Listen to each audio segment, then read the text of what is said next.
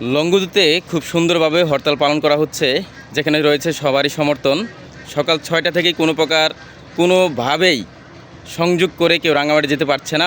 অনেকভাবে চেষ্টা করে দেখছে, প্রয়োজনে বাড়তি টাকা অফার করে এবং প্রয়োজনে সিন্ডিকেট করে কোনোভাবেই যেতে পারছে না। এই যে একটা বাঙালির সমর্থন, এটাও কিন্তু একটা বিশাল বড় পাওয়া। কারণ হচ্ছে সর্বজন স্বীকৃতভাবে এখন সবাই চাচ্ছে একটা সমতার মধ্যে আসুক, আর বৈষম্য না থাকুক, এই ব্যাপারে সবাই সচেতন। তো যথেষ্ট পরিমাণে আজকের সকাল থেকেই হরতালের প্রতি মানুষের একটা আগ্রহ রয়েছে।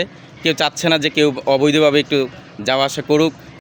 গতকাল অকাট সময়ে হরতালের সময় শুনতে পারায় অনেকে যেতে পারেননি, এবং আজকে সকালেই খুব সকালে ক্যান্ডিডেট চলে আসছেন রাঙামাটিতে কোনোভাবে যাওয়ার জন্য, কিন্তু কোনোভাবেই যেতে পারছেন না। তবে সবার মনের ভাষণা হচ্ছে পরীক্ষা হোক বা না হোক, তবে আন্দোলনে অংশগ্রহণ করার একটা ইচ্ছা সবারই ছিল। কারণ হচ্ছে এই বৈষম্য আর কারোই সহ্য হচ্ছে না, মেনে নিতে পারছে না। তবে যাই হোক, যেই প্রার্থীগণ আটকা পড়েছে সেই বিষয়ে যারা হরতাল দিয়েছেন তারা দায়িত্বশীলভাবে দেখা উচিত, এবং এই বিষয়ে জেলা পরিষদের বিষয়টি বিবেচনা করা উচিত।